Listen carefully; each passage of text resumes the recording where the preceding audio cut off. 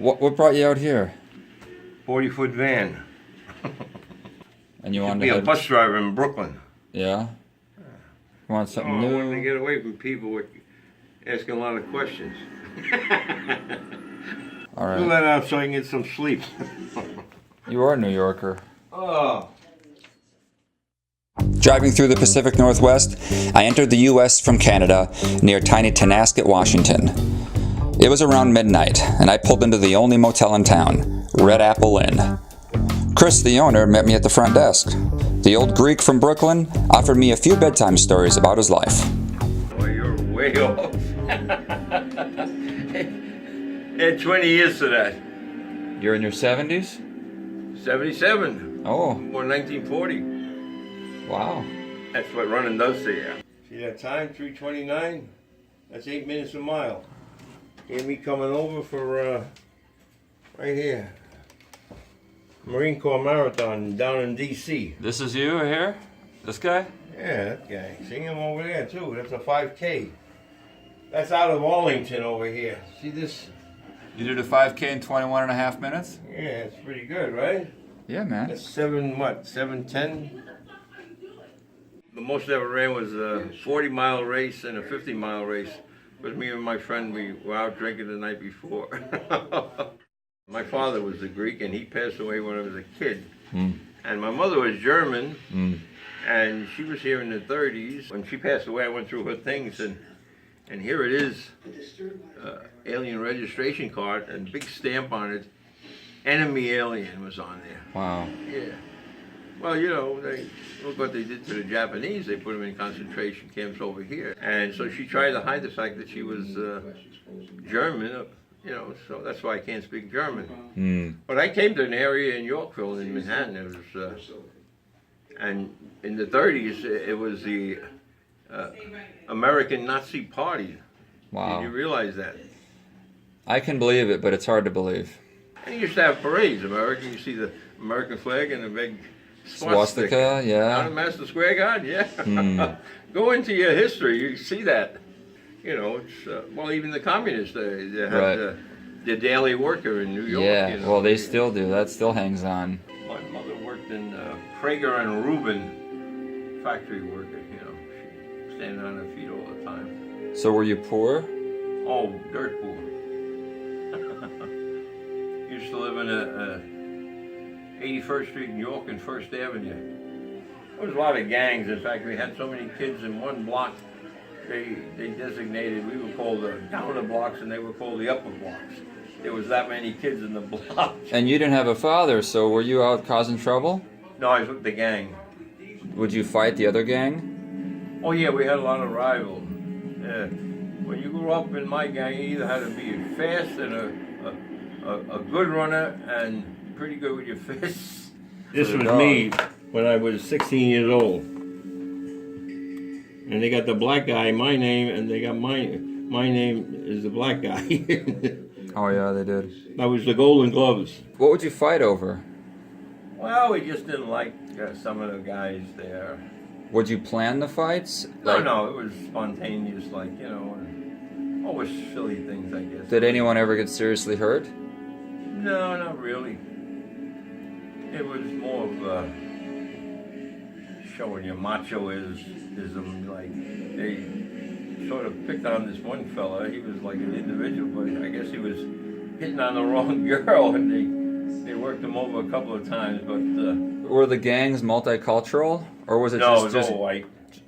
Was it just Greeks? Or were there no, other... I was the minority.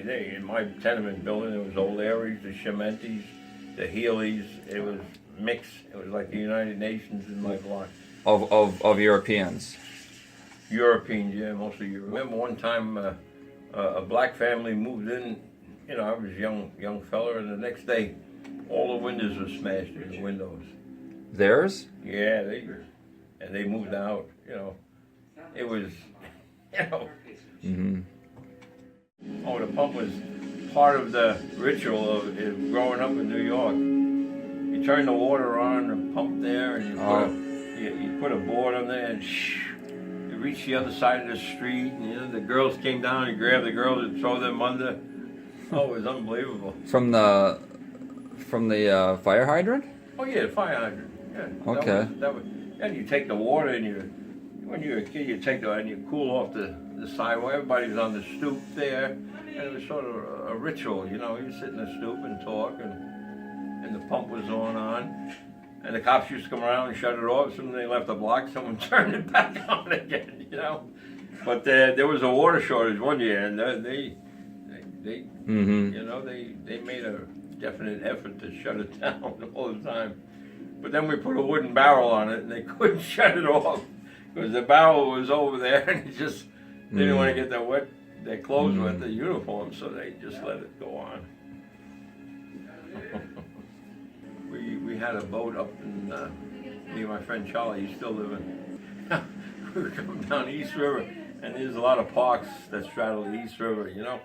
And all these guys are throwing bottles at me, you know. Did any connect? What's that? Did any of them? No. Me and my friends left. But I really got a scare one time. We were water skiing.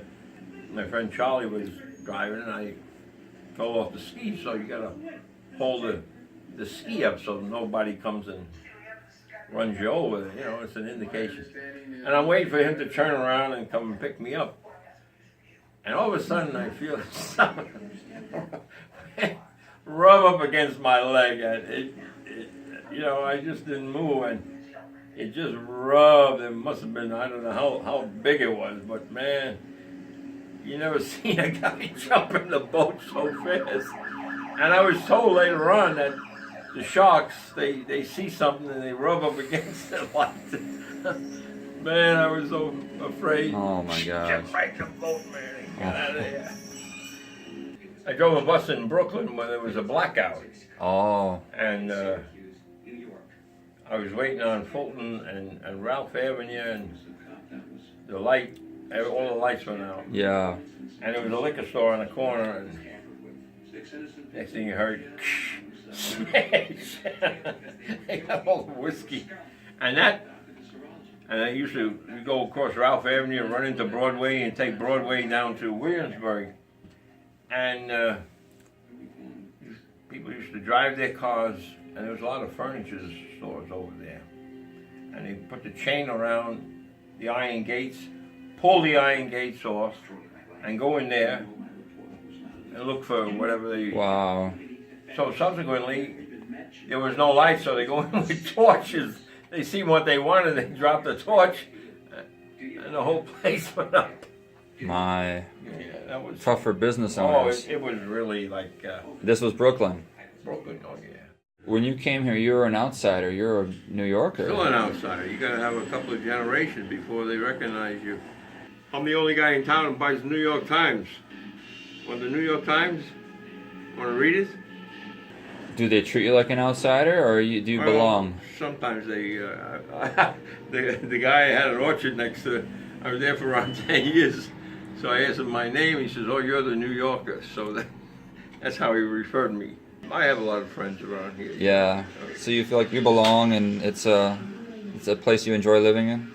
Oh yeah, this is a nice community. I used to go to church. On and off now I go to church. But I started with the Lutheran. I worked myself north, community church, Free Methodist church, Catholic church. I had experience with them in New York. So I'm not taking any chances, you know. You don't know who's on the gate there, so I'll just flash my card, and hopefully he's one of the denominations that I attended, and he'll see me through. Yeah, this is a very conservative area. Do you appreciate that? Being a conservative? Yeah. Not really. And yeah, and Canadians come down here, and they really like Trump. They do like Trump, huh? I said, Jesus. You guys Not the ones I visited in Vancouver. You guys gotta be kidding. Well, it's the big cities, but I guess it's the same thing if in between. You see, the rural vote. You see, they sort of have a tendency to like him, and they dislike they think politics in Canada originates from the East Coast. That's where the majority of people are anyways. So Well, if you're such a fish out of water here, why did you come out here? when you come from the big city and you come out here, believe it or not, the real estate values are so cheap, you know, and everything is cheap, and people don't realize the difference in the prices. Yeah. So I went and bought some orchards, and I didn't realize the amount of work that you need. And I'm the kind of fellow that once I'm committed to something, I see it through, and I spent a lot of years just trying to make it work. Do you think you'll stay out here till the end of your days, or are you gonna? Well, I'm 77. How much longer do you think I got? I have a 103-year-old great aunt. No kidding. Where does she live? South St. Paul, Minnesota. That's, well, who knows? You know, we're all walking around with question marks, right? Yeah.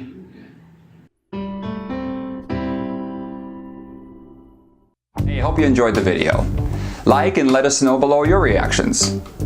Check out our library of videos here on the periphery, subscribe to get our latest releases, and if you'd really like to get on board, become a member on our Patreon. See you next time when we offer another refreshing look at humanity.